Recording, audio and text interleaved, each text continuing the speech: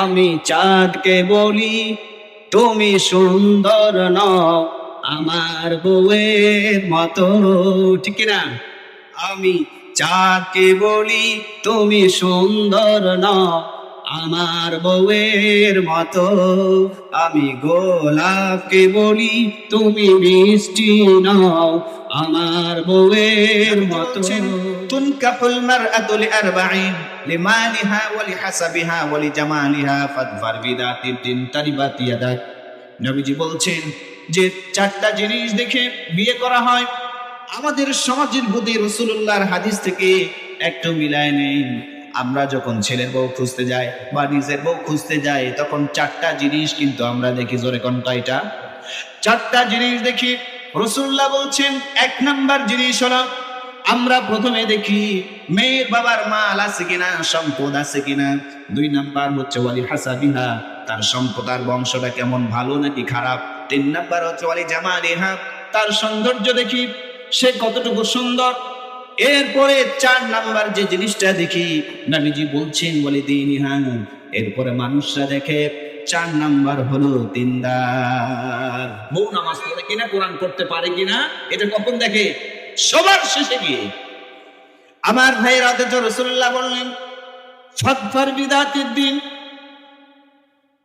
দিনদারি বা ধার্মিকতাকে প্রাধান্য দিয়া তুমি সফল হয়ে যাও। মানে আপনি আপনার সংসারে আপনার পারিবারিক জীবনটাকে যদি সুখের করতে চান, ভালোবাসা দিয়ে আগলে রাখতে চান, তাহলে প্রথম আপনাকে চুজ করতে হবে। যখন আপনি বিয়ে করবেন তখন আপনি সম্পদ দেখতে পারবেন না, আপনি বংশ দেখতে পারবেন না, আপনি সৌন্দর্য দেখবেন না। সর্বপ্রথমে আপনি যেটা দেখবেন সেটা হলো ধার্মিক কিনা। আমার ভাইয়েরা, স্ত্রী যদি ধার্মিক হয় পরিবার সুখের হবে, স্বামী স্ত্রীর জীবনটা, পারিবারিক জীবনটা সুখের হবে। কারণ রাসূল কারীম সাল্লাল্লাহু আলাইহি সাল্লাম বলেছেন, মুসলিম শরীফের বর্ণনা, আদ-দুনিয়া কুল্লুহা মাতা ওয়া খায়রু মাতা'id দুনিয়া আল মারআতু সালিহা। এই পৃথিবীতে যা কিছু আছে সব সম্পদ, সর্বশ্রেষ্ঠ সম্পদ হলো একজন সতীসাধ্বী নারী। একজন সৎ স্ত্রী হচ্ছে সর্বশ্রেষ্ঠ সম্পদ। আমার ভাইরা, দুনিয়ার ভাষায় আমরা বলি যার সম্পদ যত বেশি তার সুখ তত বেশি, ঠিক কিনা? স্ত্রী, দিনদার স্ত্রী হচ্ছে সর্বশ্রেষ্ঠ সম্পদ। সুতরাং এই সম্পদ যার ঘরে চলে আসবে ওর চাইতে সুখী আর কেউ হতে পারে না। আমার ভাইরা, স্ত্রী যদি দিনদার হয় আপনার সংসারটা, আপনার পরিবারটা সুখের হবে। আর স্ত্রী যদি বেদিন হয়ে যায়, যদি দিনদার না হয়, তাহলে আপনার ওই পরিবারটা হয়ে যাবে আগুনে ভরা, জাহান্নামের একটা টুকরা হয়ে যাবে। ঠিক না? কারণ আপনার অসংখ্য টাকা পয়সা, ব্যাংক ব্যালেন্স, ভালো চাকরি, যাই থাক না কেন, আপনার স্ত্রী যদি ধার্মিক না হয় আপনাকে সম্মান করবে না। আপনাকে যেইভাবে সম্মান করা প্রয়োজন করবে না, যেইভাবে আপনার খেদমত করা প্রয়োজন করবে না। আপনি অফিস থেকে বাড়িতে আসবেন, অর্থ সম্পদ কামাই করে বাড়িতে আসবেন, আপনার স্ত্রী দেখছেন দিনদার না হওয়ার কারণে মোবাইলে বসে বসে আর এক বেটার সাথে মেসেঞ্জারে কি করে, জোরে কন, আরো জোরে কন, মেসেঞ্জারে কি করে। এখন আপনি বাড়িতে আসলেন হাড় ভাঙ্গা পরিশ্রম করে, আপনার টাকা আছে, পয়সা আছে, বাড়ি আছে, গাড়ি আছে, কোনো কিছুর অভাব নাই, কিন্তু বাড়িতে এসে স্ত্রীকে দেখেন আরেকজনের সাথে কি করে। এখন বলেন তো, আপনার টাকা পয়সা থাকার পরেও ওই সংসারের মধ্যে সুখ থাকবে না? থাকবে না? থাকবে। এই জন্য আমরা প্রাধান্য দেব কোনটা? দিনদার স্ত্রী। দিনদার স্ত্রী যদি হয় তাহলে আমাদের পরিবার সুখের হবে, এটা হচ্ছে প্রথম স্টেপ। এরপর আল্লাহ পাক বলছেন, ফানকিহু মা তাবা লাকুম মিনান নিসাই মাসনা ওয়া সুলাসা ওয়া রুবা فإن خفتم ألا تعدلوا فواحدة। আল্লাহ পাক বলছে, ও আমার বান্দারা শোনো, মেয়েদের থেকে যাদেরকে তোমাদের পছন্দ হয় তাদের থেকে 2 জন 3 জন কিংবা 4 জন পর্যন্ত বিয়ে করতে পারবে। জোরে কোন কয়জন? 4 জন পর্যন্ত বিয়ে করতে পারবে। কিন্তু আমাদের সমাজে চারজন বিয়ে করলে মুসিবত আছে না নাই? জোরে কোন আছে কি নাই? চারজন তো নয়, দুইজন যদি হয় তাহলে মুসিবত আছে কি নাই?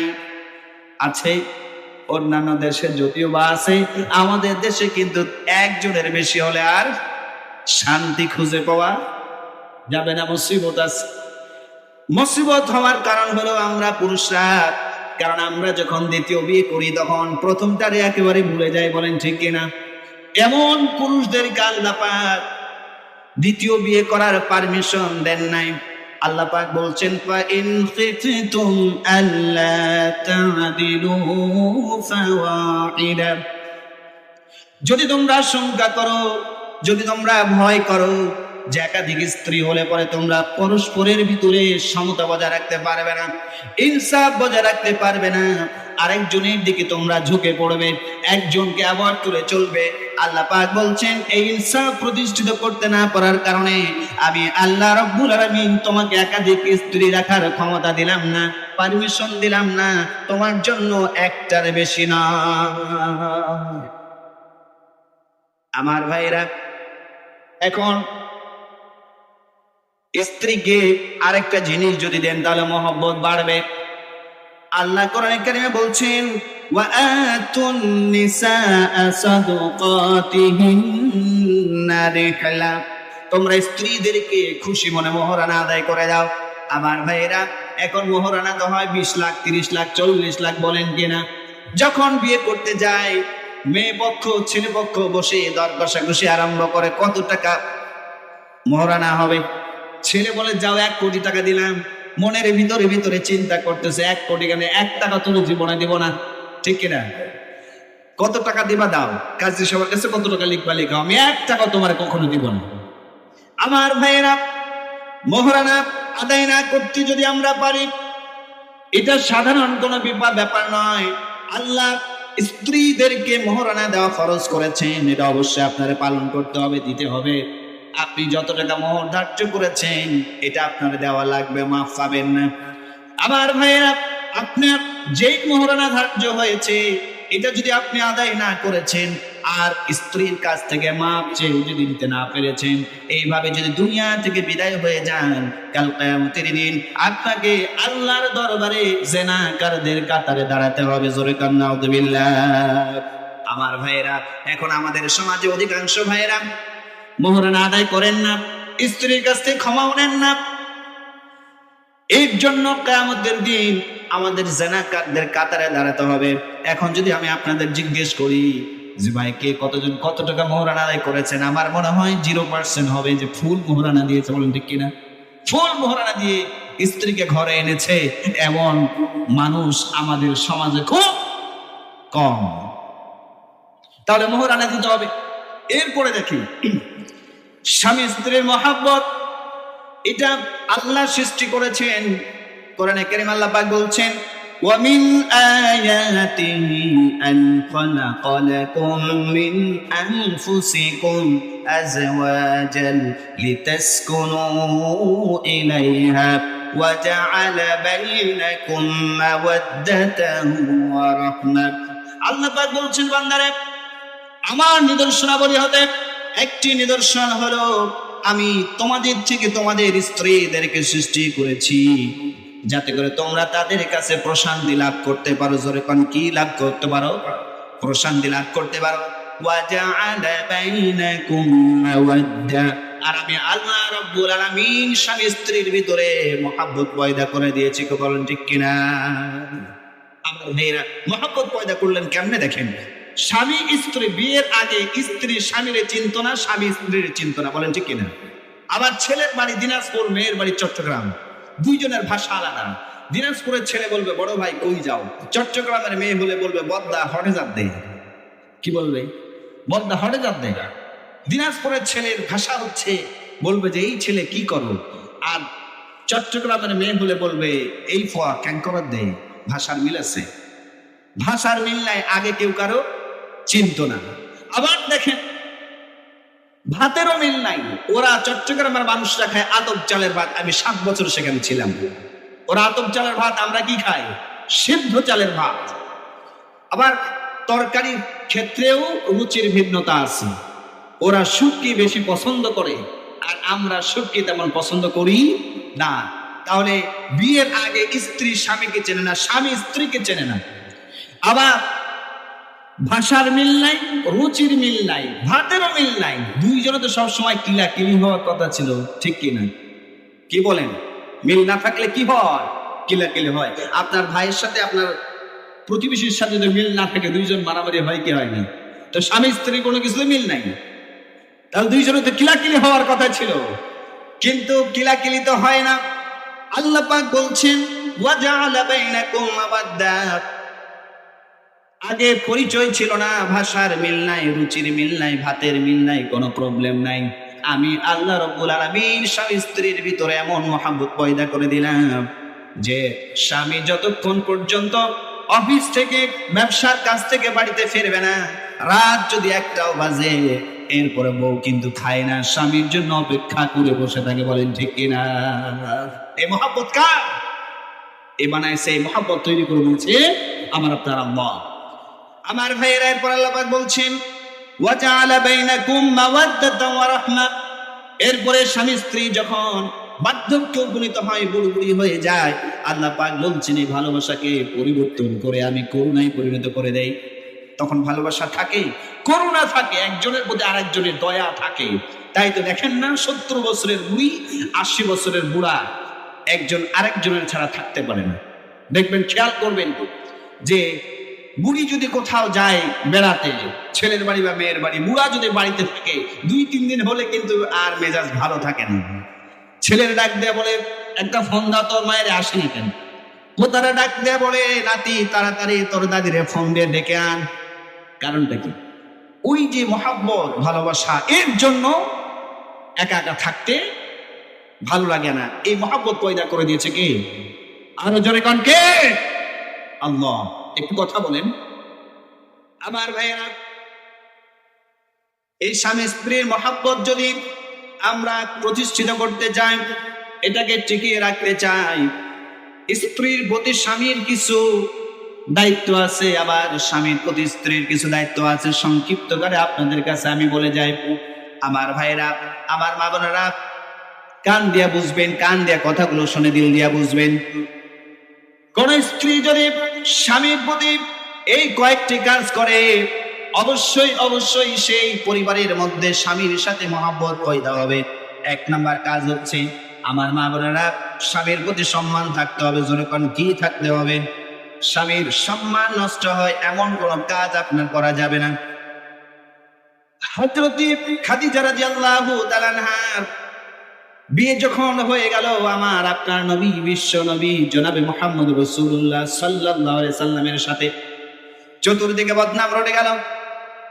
এত বড় ধনাঢ্য একজন মহিলা, আন্তর্জাতিক ব্যবসায়ী খাদিজা, ব্যবসায়ী হওয়া, আন্তর্জাতিক ব্যবসায়ী হওয়া সত্ত্বেও, এত বড় ধনাঢ্য একজন মেয়ে হওয়া সত্ত্বেও একজন এতিম মুহাম্মদরে বিয়ে করেছে। কি লজ্জার কথা! হযরত খাদিজার কানে যখন এই কথা পৌঁছালো, তিনি সমালোচকদেরকে ডাকলেন, যারা বদনাম করেছিল তাদেরকে ডাকলেন। এরপরে তাদেরকে বললেন, আপনাদের সামনে আমার একটা বক্তব্য আছে। তারা বলেন দেখি আপনি কি বলতে চান? হযরত খাদিজা বলছেন, আমি একজন ধনাঢ্য মহিলা হওয়া সত্ত্বেও এতিম মুহাম্মদকে বিয়ে করে বড় অপরাধ করেছি, তাই কিনা? তারা সবাই এক কণ্ঠে, এক আওয়াজে জবাব দিচ্ছে, হ্যাঁ অবশ্যই আপনি অপরাধ করেছেন। কারণ আরবের সম্ভ্রান্ত মহিলারা, সম্ভ্রান্ত অনেক লোক আপনাকে বিয়ের প্রস্তাব করেছিল, কিন্তু আপনি তা প্রত্যাখ্যান করেছেন। অবশেষে আপনি এতিম মুহাম্মদকে বিয়ে করলেন। আপনি এখনো সময় আছে, তাড়াতাড়ি তালাকের ব্যবস্থা করেন। হযরত খাদিজা বলছেন, দাঁড়ান, আমি তো আপনাদেরকে ফতোয়া দিতে বলি নাই, আমি আমার সিদ্ধান্তটা, আমার ফতোয়াটা আপনাদেরকে জানানোর জন্যই আজকে ডেকেছি। তারা বলছেন, তাহলে আপনি কি বলতে চান? হযরত খাদিজা বলছেন, শোনেন, আমার স্বামীর যদি সম্পদ থাকতো, তাহলে কি আপনারা আজ আমার স্বামীকে নিয়ে বাজে মন্তব্য করতে পারতেন? তারা বলছেন, প্রশ্নই আসে না, সম্পদ নাই বলেই তো আমরা বদনাম করছি। হযরত খাদিজা বললেন, তাহলে আমি আপনাদের সকলকে সাক্ষী রেখে আমার যত সম্পদ আছে, আমার সমস্ত সম্পদের মালিক আমার স্বামী মুহাম্মদকে বানিয়ে দিলাম। কোন সুবহানাল্লাহ। এবার খাদিজা তাদেরকে প্রশ্ন ছুড়ে দিল, ও সমালোচকরা শোনো, এখন তো আমার স্বামী অনেক বড় ধনাঢ্য ব্যক্তি, আমি খাদিজার তো কিছুই নেই। এখন আমার মতো নিঃস্ব অসহায় একজন খাদিজারে এত বড় ধনাঢ্য একজন মোহাম্মদ আশ্রয় দিয়েছে, স্ত্রী হিসেবে গ্রহণ করেছে, এটা কি আমার জন্য সৌভাগ্যের ব্যাপার নয়? আমার মা বোনেরা একটু দিল দিয়া বুঝবেন যে হযরত খাদিজা রাদিয়াল্লাহু তাআলা রাসূলুল্লাহর সম্মান বজায় রাখতে গিয়া নিজের সব সম্পদের মালিক বানায় দিয়েছেন। কিন্তু আমাদের মা বোনদের অবস্থা হলো, স্বামী হাজার বিপদে পড়লেও ডিম বিক্রি করা, তারপরে ছাগল বিক্রি করা, মুরগি বিক্রি করা, কিছু টাকা যদি জমায় 2-4-5 হাজার টাকা, স্বামী হাজার বিপদে পড়লেও কিন্তু টাকা বের, জোরে কন করে না। আমি কিন্তু বলি নাই, আপনারা বলেছেন টাকা বের করে না। আবার যদি বিপদে পড়ে কিছু টাকা দেয় বাবা, এটা সকাল সন্ধ্যা চাওয়াতে শুরু করেছে কিনা? সকালবেলা গিয়ে দুপুর বেলা যখন আপনি বাড়িতে আসবেন বলবে টাকাটা কখন দিবেন। আবার আচ্ছা, আবার দেখা যাচ্ছে সকালবেলা যখন আপনি বের হয়ে দুপুর বেলা বাড়িতে আসবেন খাবারের জন্য, তখন বলবা তুমি যে 1000 টাকা নিছিলা তোমার মনে আসেনি, কখন দিবা এটা? আবার সন্ধ্যাবেলা যখন বাড়িতে আসবেন আবার একই প্রশ্ন, কখন দিবা? শুধু কখন দিবার উপরে রাখে কিনা কন? আবার ভাইরা, স্ত্রীদের স্বামীর প্রতি আরেকটা জিনিস রাখতে হবে, সেটা হলো ভালোবাসা। কি রাখতে হবে? ভালোবাসা। আমার ভাইরা, রাসূলুল্লাহ সাল্লাল্লাহু আলাইহি সাল্লামকে হযরতে আয়েশা রাদিয়াল্লাহু তাআলা আনহা কেমন ভালোবাসতেন তার একটা উদাহরণ আপনাদেরকে দেই।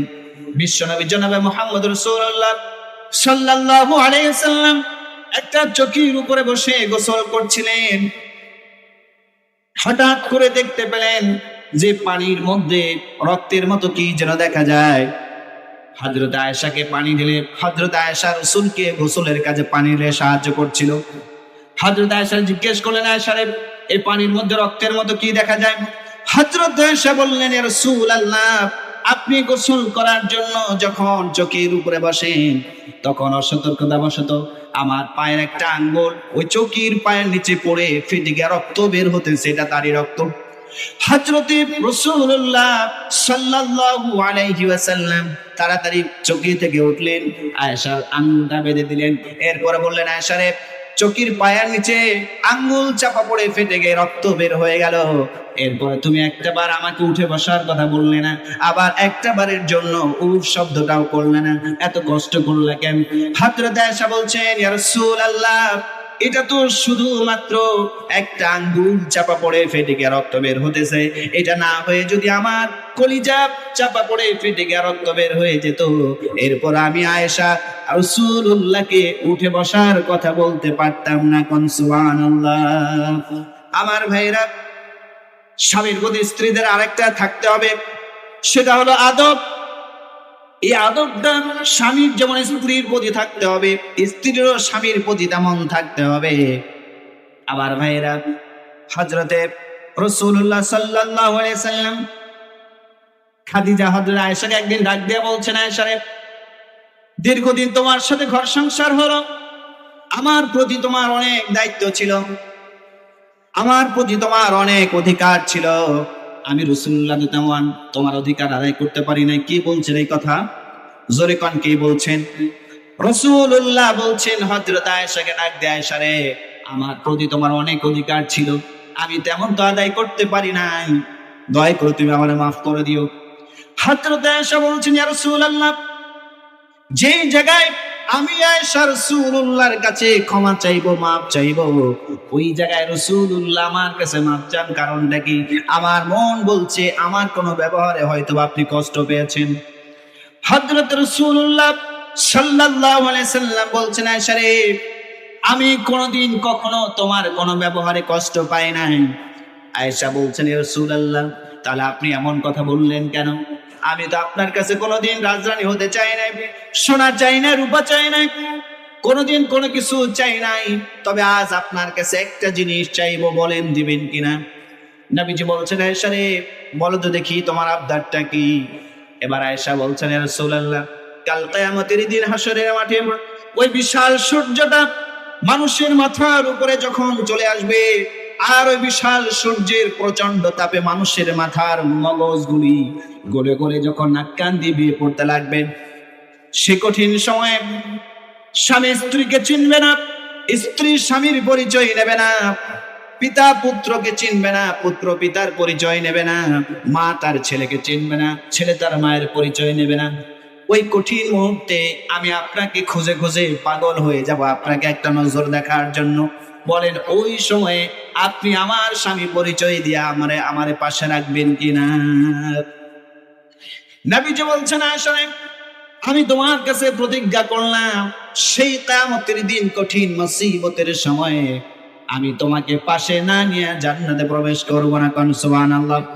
আমার ভাইরা, আমার মা বোনদের প্রতি দৃষ্টি আকর্ষণ করছি যে মহিলা প্যান্ডেলে জায়গা সংকুলান হচ্ছে না, প্লিজ আপনারা একটু চাপাচাপি করে বসেন, আপনাদের জন্য আওয়াজ হচ্ছে, কি ঠিক কিনা?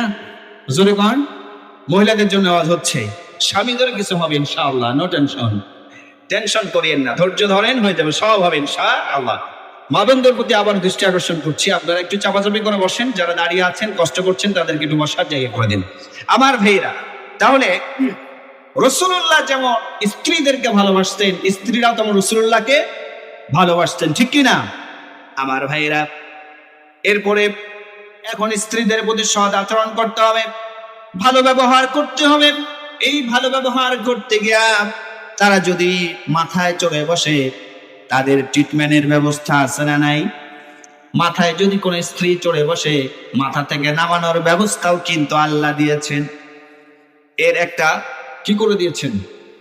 প্রেসক্রিপশন করে দিয়েছেন। স্ত্রী মাথায় উঠলে পরে কেমনে মাথা থেকে নামাতে হয়, এটা বলার আগে এটা মাথায় রাখবেন। এই প্রেসক্রিপশন আমরা শুনবো ইনশাআল্লাহ। এর আগে আমি বলবো যে আপনার এই স্বামীর প্রতি, স্ত্রীর প্রতি স্বামীর কিছু দায়িত্ব আছে। কি আছে? ওই কথা আমরা পরে শুনবো। স্ত্রী মাথায় চড়লে নামানো সিস্টেম আল্লাহ বাতলাই দিয়েছেন, ওই সিস্টেম আমরা করবো ইনশাআল্লাহ। এর আগে এখন আমরা বলবো যে স্বামী হিসেবে স্ত্রীর জন্য করণীয় কি কি কি আমরা করতে পারি। 1 নাম্বার, স্ত্রীর কাছে সহযোগিতা করবেন। করেন তো আপনারা? এই আপনারা যেভাবে বললেন, মনে প্রতিদিন ভাত রান্না করেন, নিজের কাপড় নিজে খাচ্ছেন, বলেন তো কি কাজে সহযোগিতা করলেন? আমার ভাইয়েরা, স্বামীর প্রতি স্ত্রীর ভাই, স্ত্রীর প্রতি স্বামীর যে অধিকারগুলি আছে, সুন্নাহগুলি আছে, রাসূলুল্লাহ যা করেছেন, 1 নাম্বার হলো স্ত্রীর কাজে সাহায্য করা। কি করা? স্ত্রীর কাজে সাহায্য করা। আয়েশা রাদিয়াল্লাহু তাআলা আনহাকে জিজ্ঞেস করা হলো, আয়েশা, রাসূলুল্লাহ বাড়িতে যখন থাকেন তখন কি করেন? তিনি বললেন যে যখন রাসূলুল্লাহ বাড়িতে থাকেন তখন বাড়ির কাজগুলো সামলান, আর নামাজের সময় হলে পরে নামাজে চলে যান। হযরত আয়েশা রাদিয়াল্লাহু তাআলা আনহা বলেন, আমি তো রান্না বান্নার কাজ করতাম, রাসূলুল্লাহ দিনের কাজ করে যখন বাড়িতে আসতেন, আমার যখন রান্নার কাজে দেরি হতো, রাসূলুল্লাহ আমার সঙ্গে বেয়াদবি করতেন না বা আমার সাথে কোনো চিল্লাচিল্লি করতেন না।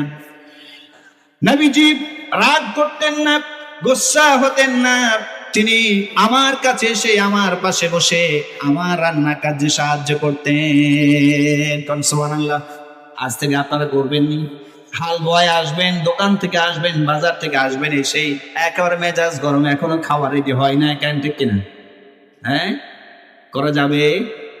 আমরা রাসূলুল্লাহর উম্মত যদি হয় তাহলে কখনো আমরা স্ত্রীর সাথে এমন করবো না, বরং তার সাহায্য করব। এই হচ্ছে মহব্বত সৃষ্টি হওয়ার আলামত।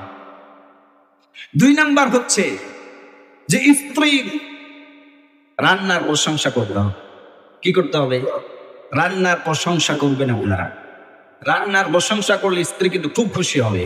স্ত্রীর প্রশংসা করলে স্ত্রী যতটা খুশি হয়, আপনি 10, 20, 50 হাজার টাকা দিয়েও ওই খুশি আনতে পারবেন না স্ত্রীর কাছে। বাস্তব বলছি। একটা ঘটনা আপনাদেরকে শোনাবো, শুনবেন। এক ভাইয়ের 10 বছর থেকে সংসার করতেছে, কোনোদিন স্ত্রীর তরকারির কি করে নাই, সুনাম করে নাই, কোনোদিন বলে নাই যে তোমার তরকারিটা হেলদি হয়েছে, টেস্ট হয়েছে। তো এই বেচারা দীর্ঘদিন পর গ্রামে তবলিগ জামাত আসছে, তবলিগে গেছে। তবলিগে আমির সাহেব বয়ান করছে যে মা আবান নবী সাল্লাল্লাহু আলাইহি সাল্লাম তুআমান কাতুম, রাসূলুল্লাহ কখনো খাবারের দোষ ত্রুটি ধরতেন না। কি করতেন না? দোষ ত্রুটি ধরতেন না, মানে প্রশংসা করতেন। তো তোমাদেরও দোষ ত্রুটি ধরা যাবে না, স্ত্রী রান্নার প্রশংসা করতে হবে। তো এই মিয়া 3 দিন তবলিগ শেষ করে বাড়িতে আসছে, স্ত্রী দুপুরবেলা খেতে দিছে, তো খায় আর মিটি মিটি হাসে, মুসকি মুসকি হাসছে। তো স্ত্রী বলে, "এই, কি ব্যাপার, হাসো কেন?"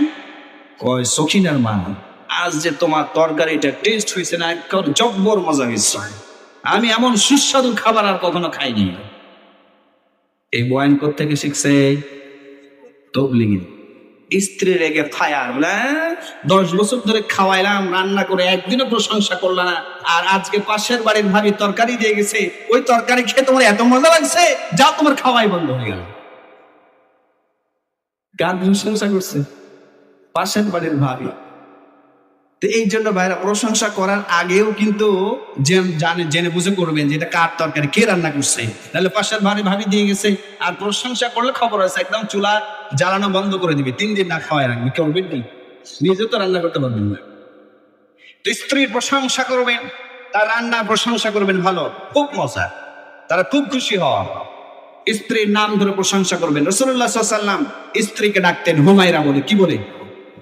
হুমায়রা বলে। হুমায়রা মানে লাল টুকটুকি, আপনারাও বলবেন লাল টুকটুকি। ময়না পাখি, টিয়া পাখি বলে ডাকবেন না। আবার স্ত্রী যদি রাগ করে, আপনি তখন একটা গজল শোনাই দিবেন, গান শুনতে পারবেন তো?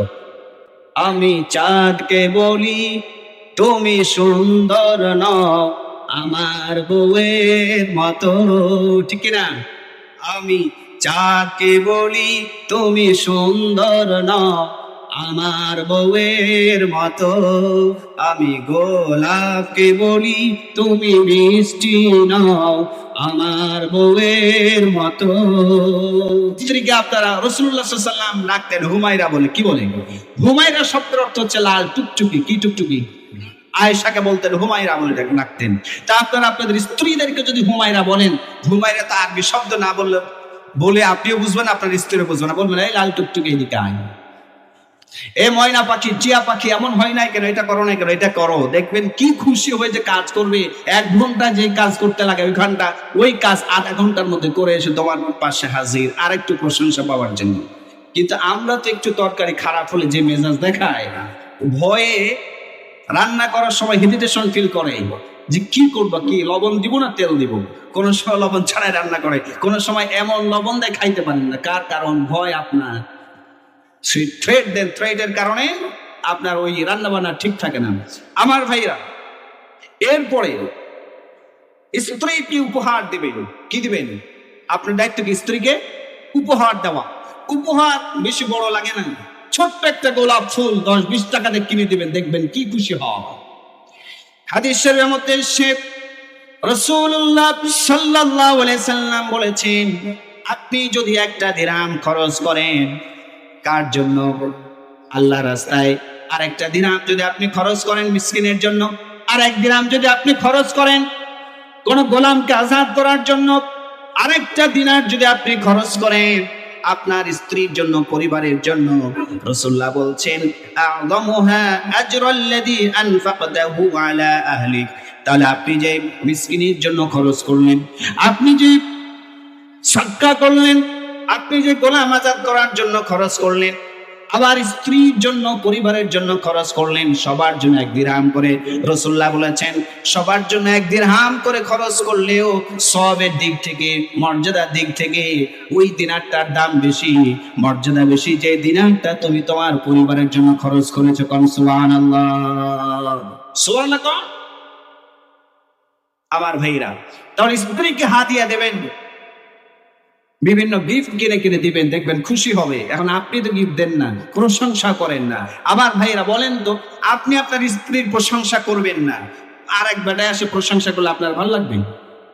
আপনি প্রশংসা করেন না, পাশের বাড়ির আপনার চাচাতো ভাই কাজির এসে বলছে, ভাবি আপনাকে না হেব্বি লাগতেছে, সুইট, সো সুইট, খুব সুন্দর আপনাকে লাগছে।